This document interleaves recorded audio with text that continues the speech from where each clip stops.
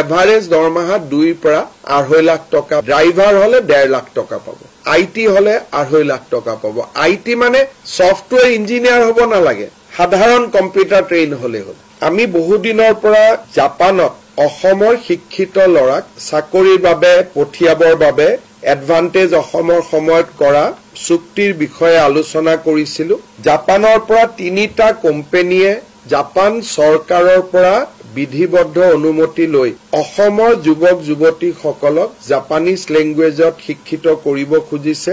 জাপানৰ এই কোম্পানী 3টাৰ নাম হ'ল এছিয়ান ওৱান কোম্পানী লিমিটেড, জেচিক্স ভেঞ্চাৰ লিমিটেড আৰু মাইকো কেৰিয়াৰ পাৰ্টনাৰ্ছ লিমিটেড। এই 3টা কোম্পানীয়ে অসমৰ ল'ৰাক জাপানী ভাষাত শিক্ষিত কৰিব আৰু জাপানত নিশ্চিত নিয়োগৰ সুবিধা দিব। আৰু জাপানত যেতিয়া আমাৰ ল'ৰাই কাম কৰিব, ইণ্ডিয়ান ৰুপিজত মাহত প্ৰায় 2.5 লাখ টকালৈকে উপাৰ্জন কৰিব পাৰিব। এই ট্ৰেইনিং প্ৰগ্ৰেম বিলাকত 3-3.5 লাখ 4 লাখ টকা পৰ্যন্ত খৰচ হয়। ইয়াত যাতে ল'ৰা ছোৱালীয়ে খৰচবোৰ বহন কৰিব পাৰে, সেইকাৰণে ৰাজ্য চৰকাৰে 1.5 লাখ টকাৰ ৰাজ সাহায্য আগবঢ়াব। বাকি টকা ষ্টুডেণ্টে বেংকৰ পৰাও ল'ব পাৰিব বা নিজেও ইমানখিনি পুঁজি তেওঁলোকে ব্যয় কৰিব পাৰিব। কাৰণ 3 মাহ জাপানত দৰমহা পোৱাৰ লগে লগে তেওঁলোকৰ মূল বা যিটো বিনিয়োগ কৰিছিল সেইটো লগে লগে তেওঁলোকে উভতাই দিব পৰা পৰ্যায়ত আহি যাব।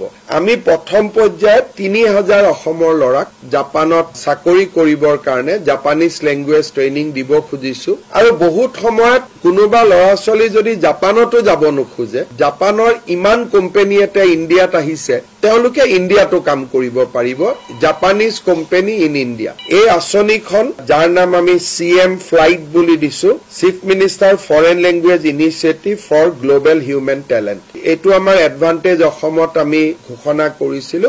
আজি তাক আমি এটা সম্পূৰ্ণ ৰূপ দিলো। প্ৰত্যেকজন ট্ৰেইনিং লোৱা ল'ৰা ছোৱালীক ৰাজ্য চৰকাৰে 1.5 লাখ টকাৰ স্কলাৰশ্বিপ দিব। যোনে কৰে আমি তেওঁলোককে আগবঢ়াই দিম। তাতে আমি এতিয়া 3টা কোৰ্চ লৈছো।